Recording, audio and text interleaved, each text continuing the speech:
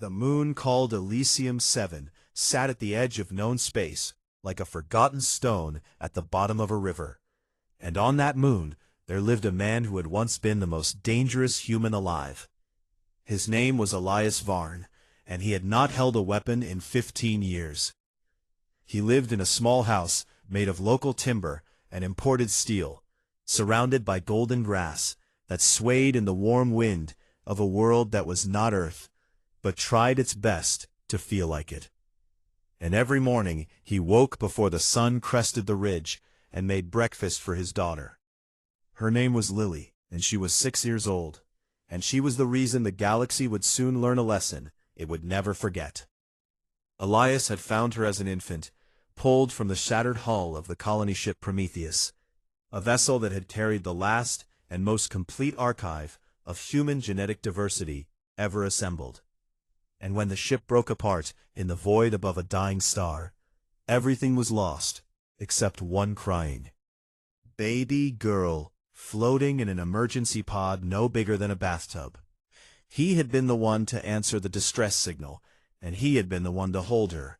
And from that moment, she was his, and he was hers, and nothing in the universe would ever change that. Lily did not know what her DNA carried, and Elias intended to keep it that way for as long as possible, because she was not a weapon, or a key, or a scientific treasure. She was a child who liked to draw pictures of trees, and who talked to bugs, and who refused to eat anything green unless it was hidden inside something sweet. She had a laugh that could fill a room, and a stubbornness that could empty one. And she had a pet.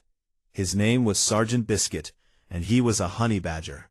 Not a genetically enhanced honey badger, not a cybernetically modified honey badger, not a specially trained military-grade honey badger, just a plain, ordinary 12-kilogram Mellivora capensis from the southern grasslands of Africa, on a planet called Earth, and he was without question the most ill-tempered creature on Elysium 7. Elias had brought him from Earth when Lily was 2, because every child deserved a companion, and because there was no better guardian in the animal kingdom than a creature that feared absolutely nothing and had the claws to back it up. Biscuit slept in Lily's bed, ate from her plate when she was not looking, and followed her everywhere with the calm, confident swagger of a creature that had never once in its evolutionary history considered the possibility of defeat. The colonists on Elysium 7 had learned quickly to give the small animal a wide path, not because Elias told them to, but because Biscuit had once chased a cargo loader across the landing field for honking its horn too close to Lily. And the loader weighed 6 tons, and Biscuit weighed 12 kilograms, and Biscuit won. That was the kind of animal he was. Far away from this quiet life, in the cold halls of a space station that orbited no star and answered to no single government, a secret meeting was taking place. The room was dark, and the air was thin, and the 3 figures seated around the curved table represented species that had never before agreed on anything. The first was a Vreth, an insectoid creature standing 8 feet tall, with 4 arms and mandibles that dripped with a mild paralytic acid. And he was a general of the Vreth Dominion, and his name was untranslatable, but roughly meant he who cuts without warning. The second was a Sakur, a reptilian biped with golden scales and vertical pupils, and a voice like gravel dragged across stone. And she was a strategist of the Sakur hegemony, and she had fought humans once before, and survived only because she had been smart enough to run.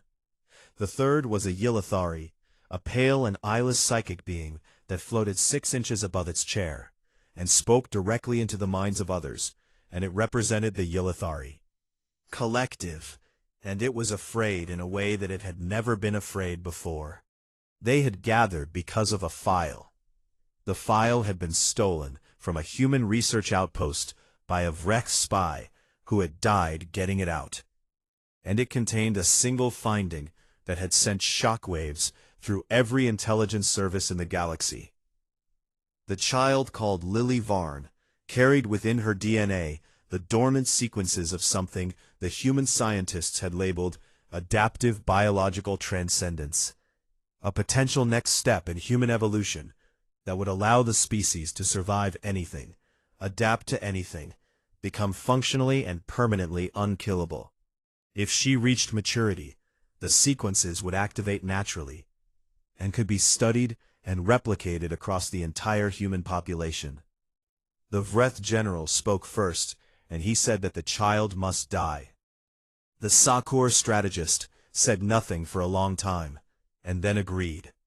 The Yilithari hesitated, because it could feel the weight of what they were planning, and the guilt was already pressing against the edges of its mind. But it too agreed, because fear was stronger than guilt, and always had been. They named the operation Stillboard, and they set it in motion that very night. 12 days later, a Vreth scout ship entered the Elysium 7 system, running silent with its cloak engaged and its weapons hot. And behind it came 3 more, and behind those came a troop carrier holding 40 of the finest killers the Vreth Dominion had ever produced. They moved through the dark between stars like needles through black cloth, and they believed completely that this would be quick and clean and simple. On the surface of the moon, in the small house made of timber and steel, Elias Varn sat on the edge of his daughter's bed and read her a story about a bear who got lost in a forest and found his way home by following the sound of his mother's voice. And Lily's eyes grew heavy, and her breathing slowed, and Sergeant Biscuit was curled at her feet like a furry stone. Elias closed the book and kissed her forehead, and stood and walked to the window. He looked out at the night sky. The stars were bright and steady, but something in his chest was not. A feeling he had not felt in 15 years, the feeling of a predator sensing another predator in the dark. And he stood very still and let the feeling speak to him, the way it had spoken to him 100 times before, on 100 battlefields across the galaxy. He looked down at Biscuit. The honey badger was no longer asleep. He was lying perfectly still, with his eyes open, and his ears turned toward the window, and every muscle in his small body was coiled like a spring. Elias spoke quietly. "Something is coming, Biscuit." The honey badger yawned, and in that yawn he showed every single one of his teeth. And the teeth said what the honey badger had always said, what every honey badger had said since the first. One crawled out of the African dirt and looked at the world and decided it was not impressed. The teeth said, "Come and find out." They came in the dark, the way all cowards do, dropping from the sky in pods that made no sound, and landing in the tall golden grass 1/2 kilometer from the house. And there were 40 of them, and each one stood 8 feet tall, and wore exoskeletal armor grown from their own chitin, and carried blades built into their forearms that could cut through starship plating. The Vreth kill team assembled in the tree line with the discipline and silence of a species that had been waging war since before humans had learned to stand upright. And their leader, a scarred veteran called Rickthar, surveyed the small house through thermal imaging, and saw 2 heat signatures inside, one large and one small, and a third signature that was tiny and warm, and curled at the foot of the smaller one. He dismissed the third signature entirely. That was the first mistake.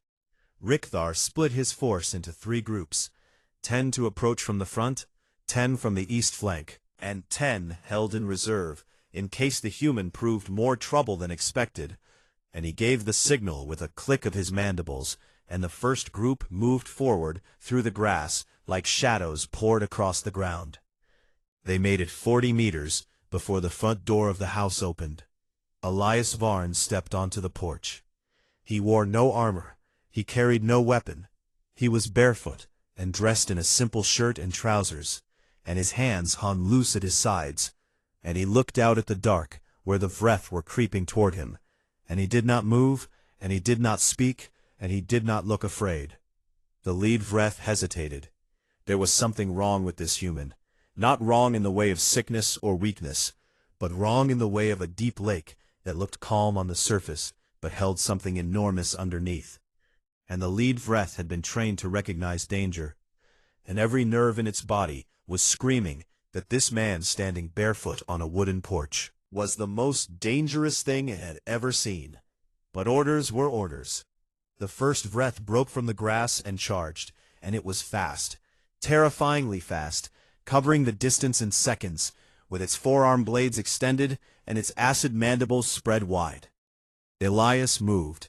He moved the way water moves when it falls, smooth and inevitable and impossible to stop.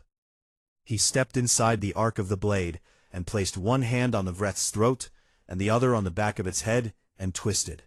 And the sound was sharp and final, and the Vreth dropped to the ground and did not get up. The second and third came together, and Elias broke them apart with strikes that were so precise they seemed casual. An elbow to a joint that shattered chitin, a knee to a thorax that folded the creature in half, a palm strike to the nerve cluster beneath the mandibles that turned off the lights behind the eyes.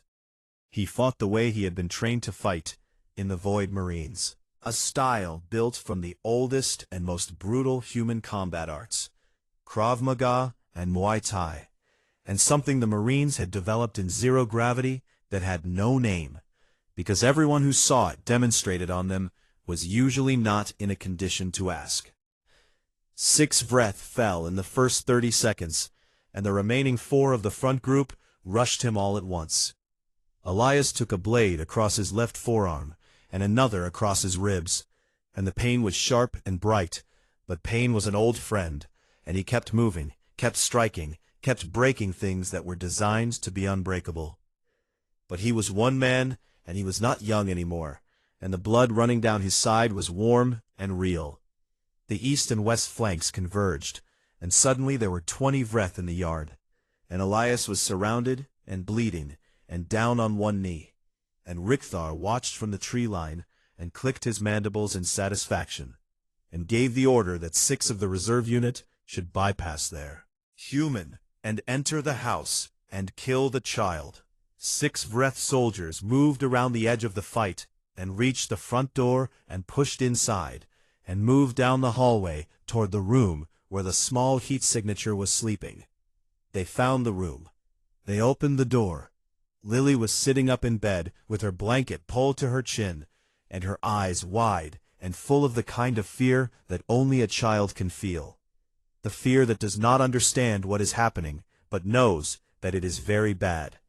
And standing between her and the 6 armored killers was a small animal with coarse gray-brown fur and black eyes like 2 drops of oil, and a stance that said in a language older than words that nothing in this room or any room was going to touch that child. The lead Vreth scanned the creature, and its heads-up display classified it as a non-threat.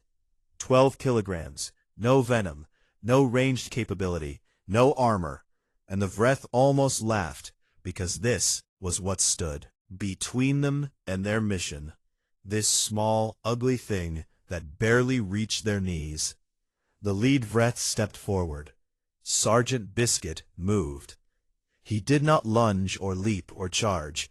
He simply flowed forward like a low, fast wave of muscle and fury, and his claws found the gap between the Vreth's leg armor plates and tore through the soft tissue underneath.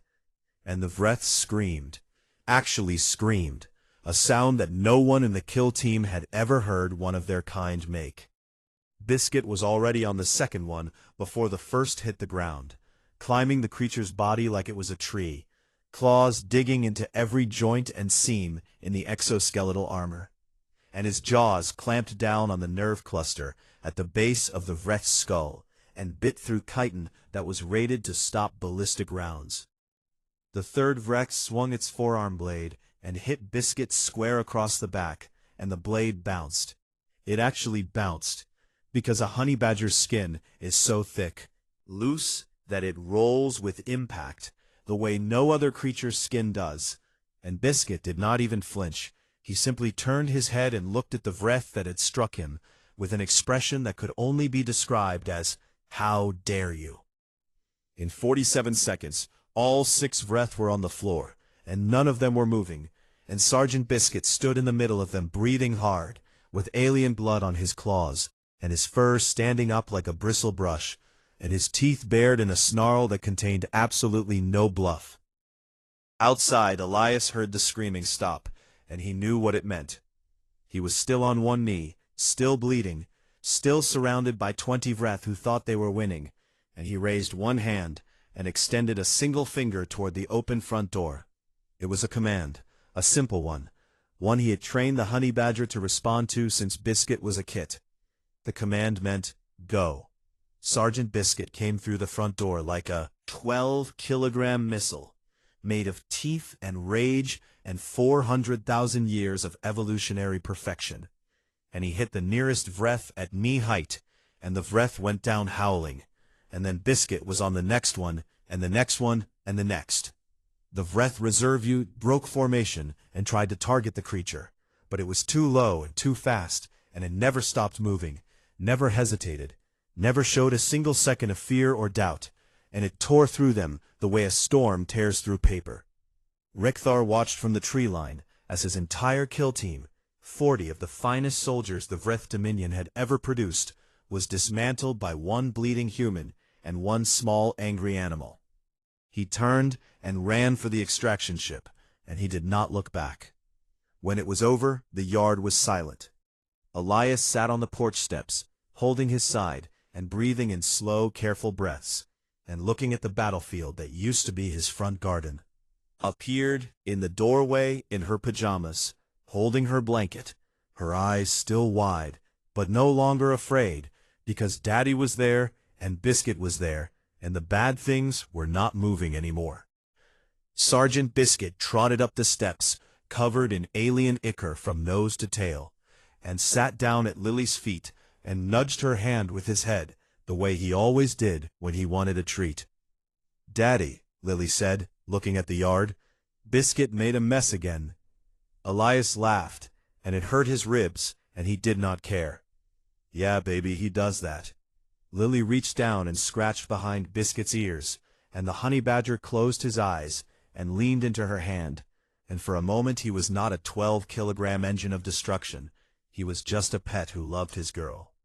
The stars turned above them in the quiet sky, and somewhere far away, a Vreth general was already learning that 40 soldiers had been sent to kill one child, and none of them were coming home. The footage arrived at the Galactic Council headquarters 17 hours after the massacre on Elysium 7, transmitted from the body cameras of the dead Vreth soldiers by an automated recovery drone that did not know the soldiers wearing the cameras were no longer alive. The Quiet Office, which was the intelligence arm of the Council, and the organization that knew more secrets than any government wanted to admit, received the footage first. And the analyst who opened the file was a young Pellery with 6 eyes and a doctorate in xenobiology. And she watched the first 3 minutes, and then stood up from her desk and walked outside and sat in the corridor and did not speak for a long time.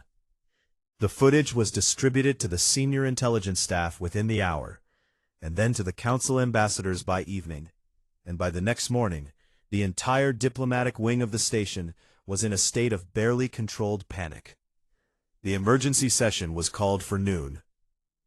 Great Chamber of the Galactic Council was a curved amphitheater built into the heart of the station, with seats for the representatives of 412 species, and it was designed to hold the most important debates in galactic civilization, debates about war and peace and the fate of worlds. Today it held a debate about a small, angry animal. The Vreth ambassador, a diplomatic caste insectoid named Chelis, who had never seen combat, and was now deeply grateful for that fact, stood at the central podium and attempted to explain what had happened. 40 elite soldiers were sent on a classified operation, Chelis said, and all 40 were killed or incapacitated, 31 by the animal and 9 by the human, and the animal sustained no injuries. The chamber was silent. The Sakor ambassador, an old reptilian diplomat named Tessra, who had seen many strange things in her long career, leaned forward and asked the obvious question. "What kind of?" Chelis activated the holographic display, and a life-sized image of a honey badger appeared in the center of the chamber, rotating slowly, and 412 species looked at it, and most of them relaxed, because it was small, and it did not look dangerous, and several ambassadors actually made sounds equivalent to laughter. Then, Jealous played the combat footage. The laughter stopped. The footage showed the interior of the child's bedroom from the perspective of the lead Vreth soldier, and it showed 6 armored killers entering the room, and it showed the small animals standing between them and the child. And then it showed 47 seconds of violence, so fast and so efficient, that several ambassadors later said they had to watch it multiple times at reduced speed to understand what they were seeing. The creature targeted joints, it targeted nerve clusters, it targeted the gaps in armor that the Vreth themselves had not considered vulnerable. And it did all of this, not with the calculated precision of a trained soldier, but with the wild, relentless fury of something that had decided these things were going to die, and was simply making that decision real as fast as possible. When the footage ended, the chamber was quiet in a way that went beyond silence. A Yilithari ambassador, a senior psychic named Veth, who had served on the council for 60 years and had felt the emotional resonance of countless species, attempted to reach out and scan the psychic imprint left in the footage, to understand what the creature had been feeling during the attack. She reached out with her mind and touched the echo of Sergeant Biscuit's emotional state during those 47 seconds, and what she found was not rage and not fear and not aggression in any form she recognized. What she found was an absolute and total absence of doubt. The creature had not considered the possibility that it might lose, the possibility that it might be hurt, had not considered the possibility that the 6 enemies in front of it were dangerous. It had simply decided that they needed to stop existing, and then it had made that happen. Veth fainted. She was carried from the chamber by 2 attendants, and she later told colleagues that she had touched many minds in her career, the minds of warriors and predators and monsters, and none of them had ever frightened her the way that small animal's mind had. Because every predator she had ever scanned carried some fear, some caution, some awareness of its own mortality. The honey badger carried none. The Soccer general who had joined the coalition, a scarred veteran named Korth, who had fought humans once before and still walked with a limp because of it, was not in the chamber, but he was watching the feed from his quarters, and when the footage ended, he opened a communication channel to the Council's xenobiology database and pulled every file Earth had ever shared about its native fauna. He read about the honey badger first and learned that it was immune to most venoms, that its skin could resist blade strikes, that it routinely attacked animals 10 times its size, that it had been observed fighting off lions and winning, that it ate venomous snakes for breakfast, and that the human word most commonly used to describe its temperament was fearless, although the humans also frequently used a much shorter and more vulgar word that translated roughly to does not care. Then he kept reading. He learned about wolverines, small mammals from Earth's northern regions that had been documented killing animals as large as moose. He learned about cassowaries, flightless birds that could disembowel a human with a single kick. He learned about hippopotamuses, which looked slow and peaceful and killed more humans per year than almost any other large animal on the planet. Saltwater crocodiles, ambush predators that had remained essentially unchanged for millions of years because evolution had looked at them and decided they were already perfect. He learned about box jellyfish, tiny transparent sea creatures whose venom could stop a heart in minutes. He learned about bullet ants, whose sting was so painful that humans had created an entire scale of pain measurement just to put them at the top of it. He learned about mosquitoes, which were not dangerous individually, but had killed more humans throughout history than every war combined. And then he learned that humans, who lived alongside all of these creatures, who shared a planet with every single one of these nightmares, had looked at the honey badger and decided it was cute enough to keep as a pet for their children.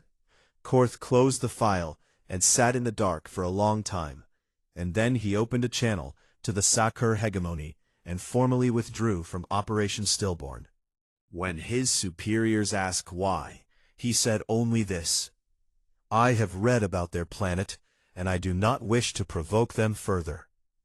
The Council reclassified Earth from threat level high to a new category that had to be created specifically for this occasion. The category was called Do Not Engage Under Any Circumstances, and the official recommendation attached to the file read simply that any species considering hostile action against humanity should first review the full terrestrial fauna database and then reconsider every decision that had led them to that point. Meanwhile, on Elysium 7, Elias Varnes sat at his kitchen table while a medical drone stitched his side, and he typed a message on an encrypted terminal with one hand while holding a cup of coffee with the other. The message was short, and it went to a specific office, in a specific building, in a specific city on Earth, and it said, "They found Lily, send the package." The response came 9 minutes later, and it said, "Package dispatched. ETA 14 days. Hold the line, Shepard." Elias closed the terminal and finished his coffee, and walked to the living room where Lily was sitting on the floor, trying to teach Sergeant Biscuit to roll over. Biscuit was not rolling over. Biscuit was lying on his back with his legs in the air, but only because Lily was scratching his belly, and he was enjoying it. And the moment she stopped scratching and said roll, he simply lay there and stared at her, with an expression that said, "I have killed for you, woman, and I will not also do tricks." Lily gave him a treat anyway. Elias watched them from the doorway, and he smiled, but the smile did not reach his eyes, because he knew that one kill team was just the beginning, and the coalition would come back with more, and they would keep coming until Lily was dead or until someone made them stop.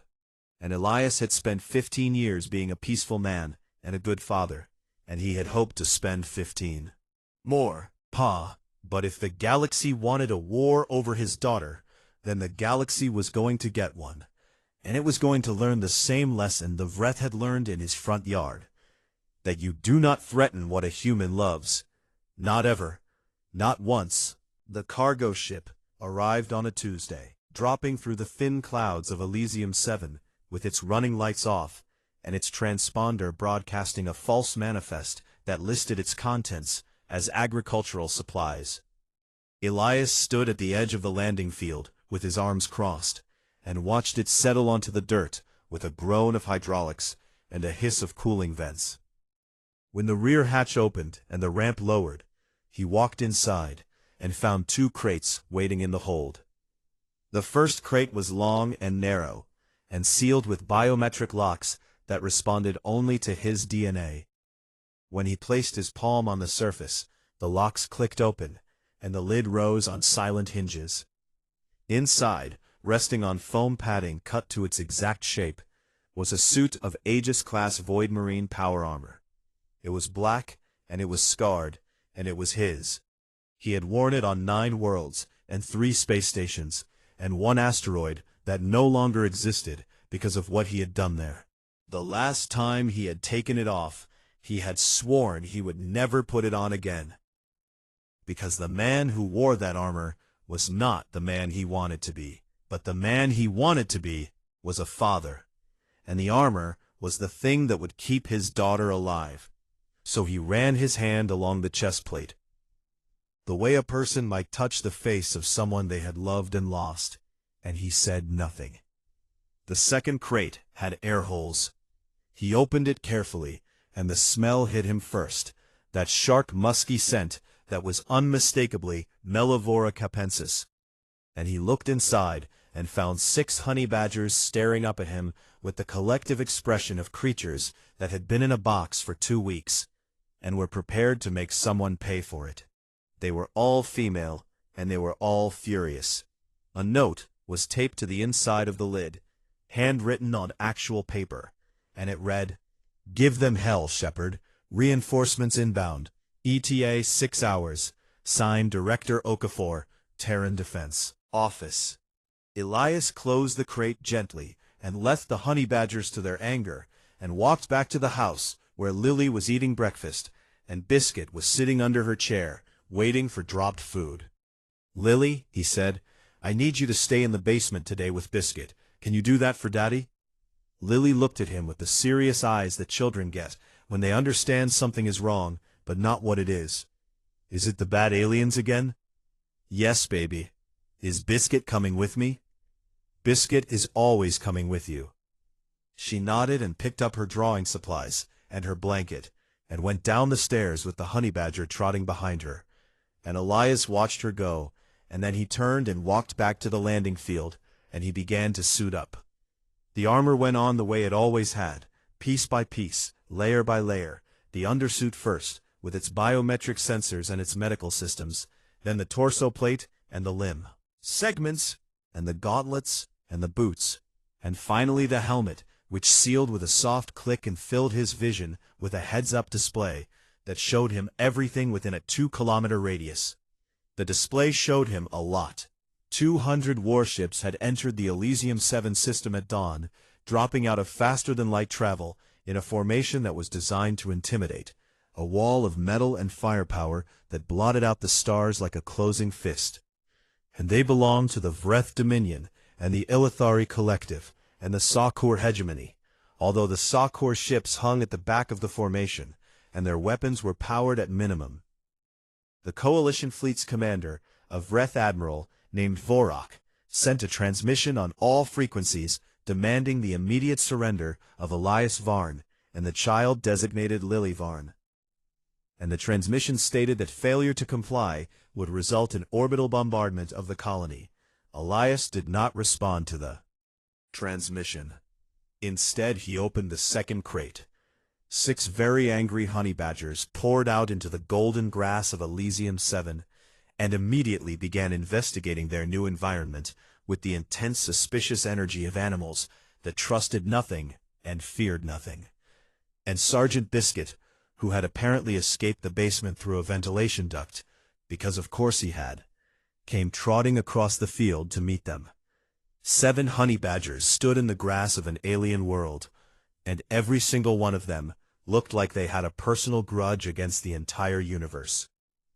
The colony's civilian population had been evacuated to underground shelters 2 days earlier on Elias's orders, so when the first wave of Coalition dropships broke through the atmosphere and began landing troops in the fields to the north and east and west, the only things waiting for them on the surface were 1 man in black armor and 7 small angry mammals. 5,000 troops hit the ground, a combined force of Vreth shock infantry and Yilithari psychic operatives and Sakor heavy armor units, and they advanced on the colony in a 3-pronged formation that was textbook and professional, and completely useless against what was coming. Elias met the first column at the edge of the colony perimeter. An Aegis-class suit amplified human strength by a factor of 40 and human speed by a factor of 12, and it could take a direct hit from a plasma cannon and keep moving. And inside that suit was a man who had once cleared an entire enemy space station alone in 7 minutes, and who had been given the call sign Shepherd, not because he protected the flock, but because the wolves had learned to run when they heard he was coming. He went through the Vreth infantry like a blade through smoke, each movement precise and lethal and terrible, and the Vreth fell in rows, and those behind them hesitated, and hesitation against a Void Marine in power armor was the same thing as death. The Yilithari psychic operatives tried to reach his mind, tried to project fear and confusion and paralysis the way they had done to 1,000 enemies before. And they hit a wall of focused human will that was built from 15 years of loving a child and the absolute refusal to let anything touch her. And the psychics recoiled as if they had stuck their hands in fire, and 2 of them collapsed and did not get up. The Sakor heavy armor units were the most dangerous, massive bipedal war machines piloted by experienced crews, and they advanced on Elias with plasma cannons charging. And he could not fight them alone. But he was not alone.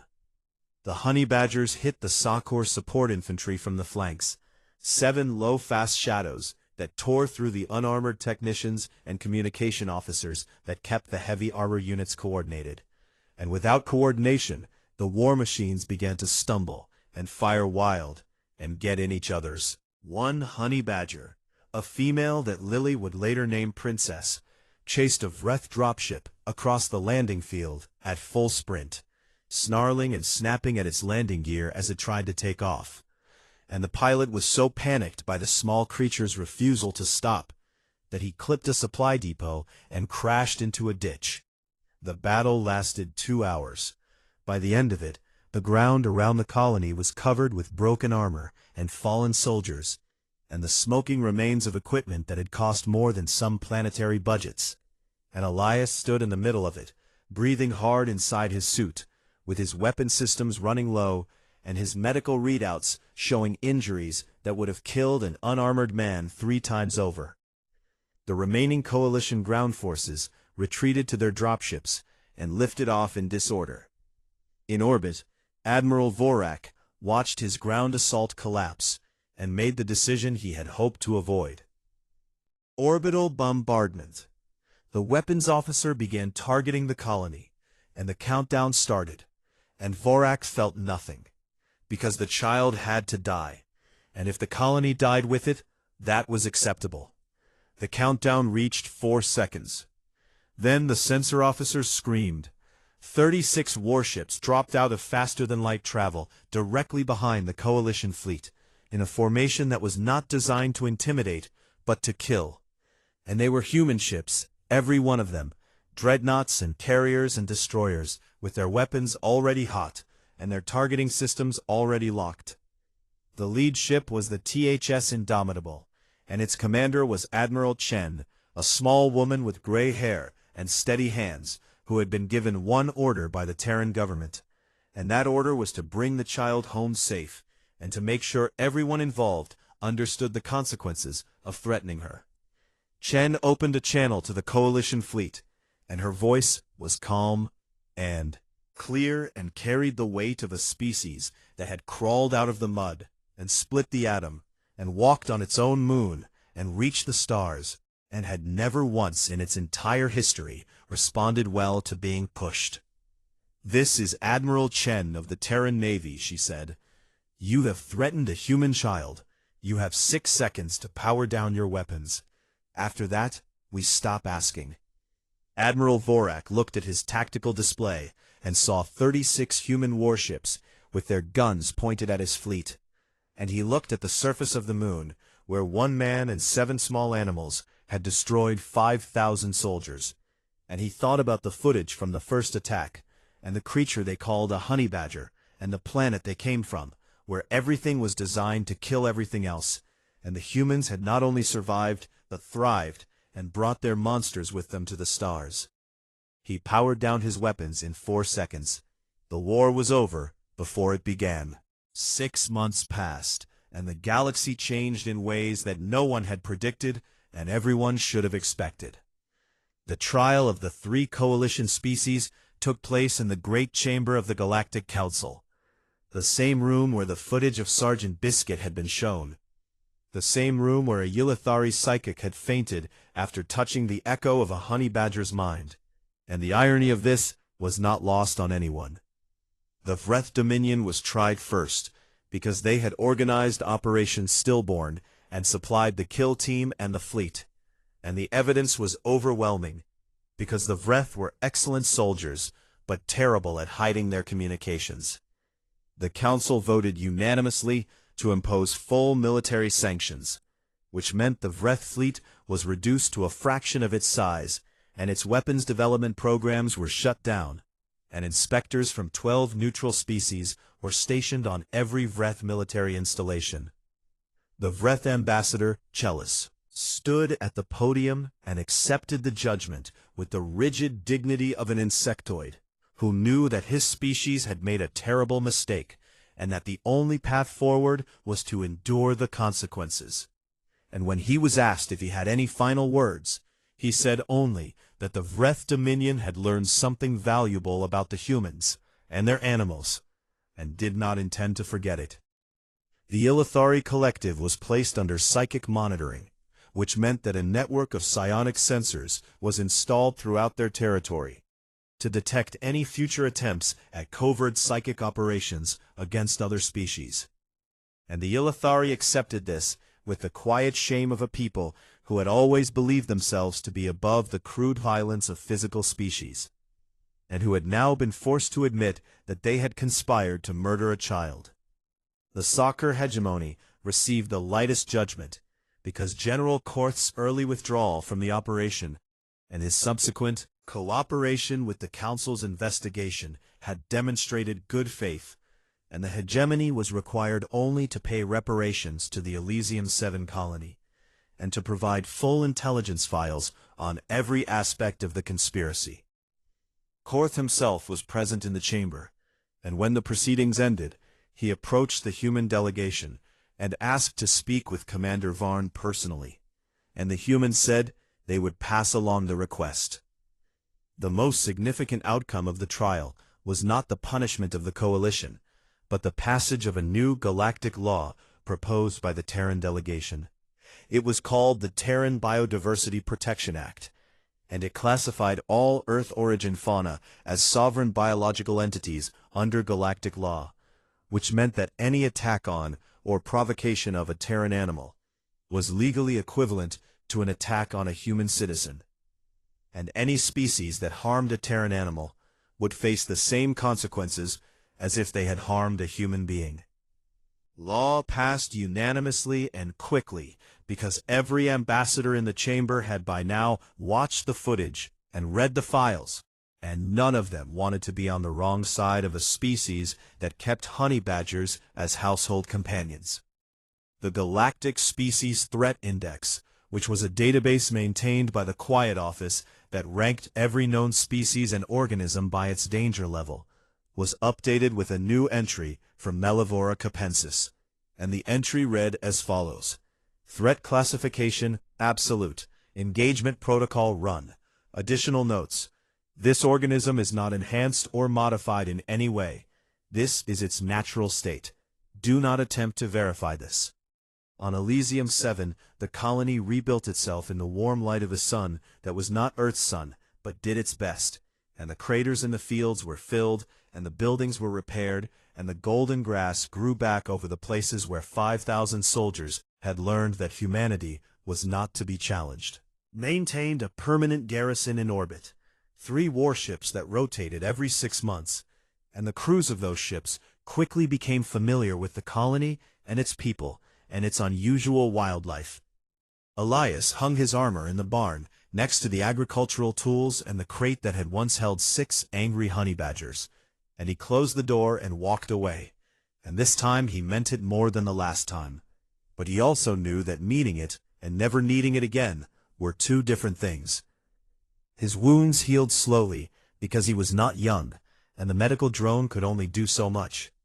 But Lily changed his bandages every morning with the serious concentration of a 6-year-old who had decided that nursing was her calling, and Biscuit supervised the process from the foot of the bed with an expression that suggested he was evaluating her technique.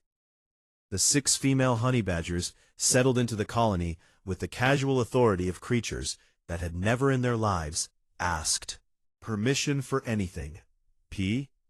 Lily named them all: Princess, Sergeant Crumbles, Lady Thunderpaws, Duchess, Bitey, and Karen. Karen was the one who had chased the dropship. The local wildlife on Elysium 7 had spent millions of years evolving without any contact with Earth organisms, and the largest predator on the moon was a 6-legged reptilian ambush hunter called a duskfang that was roughly the size of a large dog, and had previously been the undisputed apex predator of the region. Within 3 weeks of the honey badger's arrival, the duskfangs had relocated their entire territory to the far side of the ridge, and one had been observed by a colony surveillance drone running at full speed away from Princess, who was approximately 1/4 its size and showed no signs of stopping. The xenobiologists attached to the colony garrison began studying the honey badgers with fascination and terror in equal measure. Research, networks, and became the most downloaded files in Council history, surpassing even the original combat footage. One report noted that a single honey badger had been observed digging through 3 meters of compacted alien soil in under an hour to reach a nest of burrowing insects that it wanted to eat, and that the soil composition was rated as resistant to standard military excavation equipment. Another report noted that Sergeant Biscuit had been stung 14 times by a native venomous insect, and had responded by eating the insect and then taking a nap. 3 months after the battle, Korth's request to visit Elysium 7 was granted, and the old Sa-Corps general arrived on a diplomatic shuttle accompanied by 2 aides who were visibly nervous and 1 translator who was visibly terrified.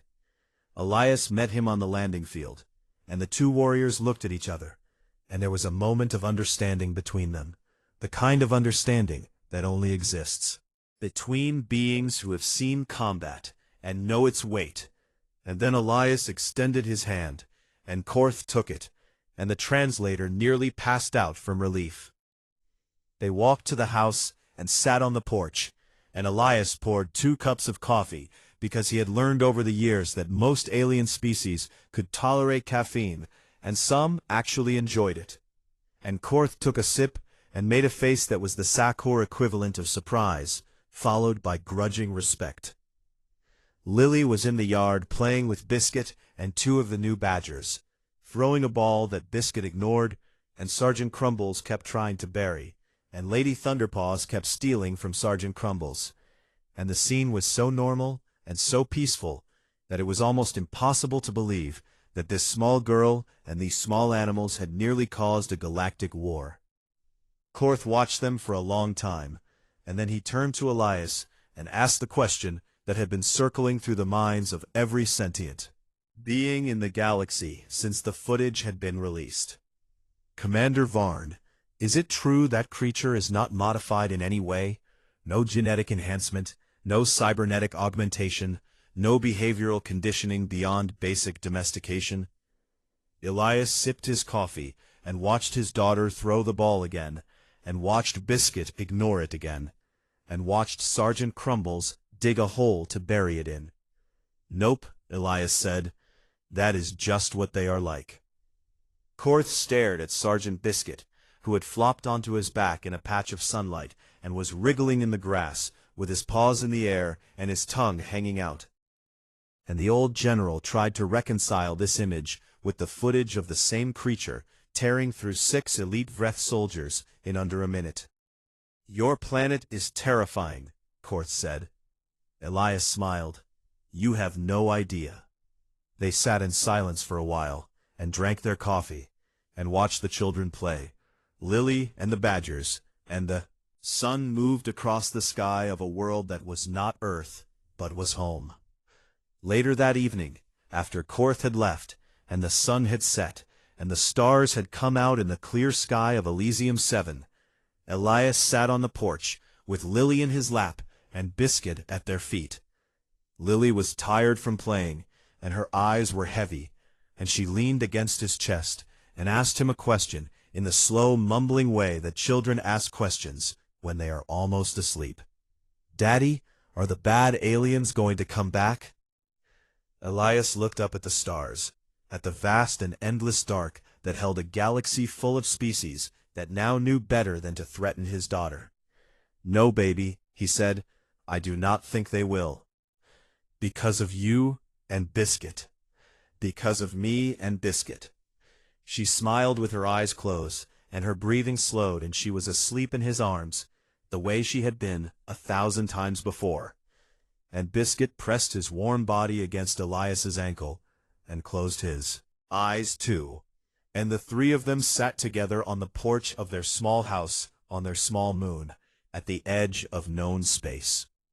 And the galaxy, vast and ancient, and full of wonders and terrors beyond counting, looked at this one man, and this one child, and this one small furious animal, and decided for once, in its long and bloody history, to leave well enough alone.